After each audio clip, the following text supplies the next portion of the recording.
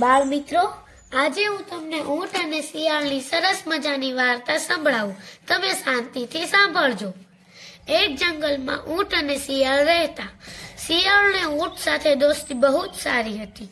ઊંટને પણ શિયાળ ઉપર બહુ જ વિશ્વાસ હતો, પરંતુ આ શિયાળ લુચ્ચું હતું. એક દિવસ ઊંટ અને શિયાળ બંને ચારો ચરવા નીકળ્યા. દૂર દૂર જંગલમાં નીકળી ગયા. આગળ જતા એક નદી આવી. નદીમાં પાણી ઘણું જ ઊંડું હતું. એટલે શિયાળ બોલ્યું, અરે ઊંટ ભાઈ, હું પાણીમાં ડૂબી જાશ એટલે હું તો નહીં આવી શકું. સામે કિનારે શેરડીની વાડી પણ સરસ છે, ખાવાની બહુ જ મજા આવશે, પણ મારા ભાગ્યમાં નથી. તમે જાઓ. અરે શિયાળભાઈ, મારી પીઠ ઉપર તમે બેસી જાઓ. તમે તો મારા પાકા મિત્ર છો, તમને ભૂખ્યા નહીં રહેવા દઉં.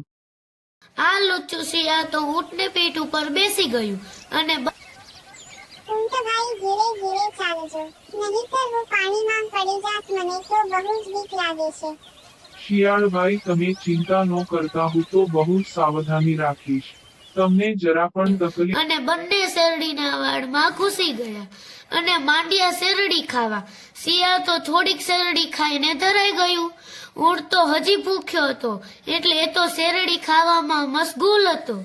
શિયાળ તેની લુચ્ચાઈ શરૂ કરી અને બોલ્યું, મને તો ગાવાનું મન થયું છે, હું તો જોરથી ગાઈશ.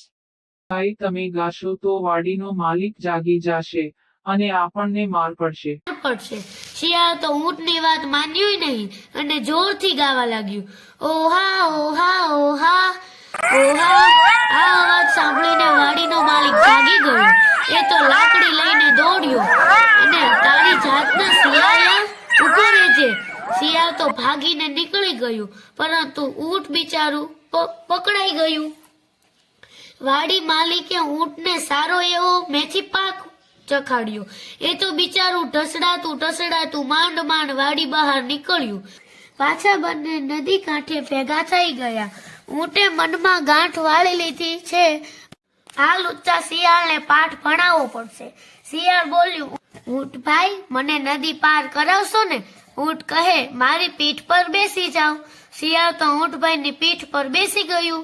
ઊંટ તો ચાલ્યું પાણીમાં.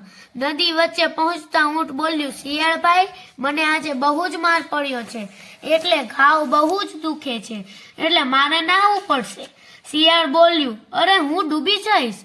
પણ ઊંટ તો નાહવા લાગ્યું. શિયાળ તો પાણીમાં માંડ્યું ડૂબવા. ઊંટ તો પાણી બહાર નીકળી ગયો. એ તો માંડ્યો ચાલવા. શિયાળ તો પાણીમાં માંડ્યું ડૂબકા ખાવા.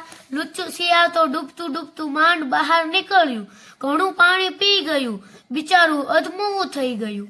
શિયાળ માંડ જીવ બચાવી શક્યું અને શિયાળને શિખામણ મળી ગઈ, જેવી કરણી તેવી ભરણી.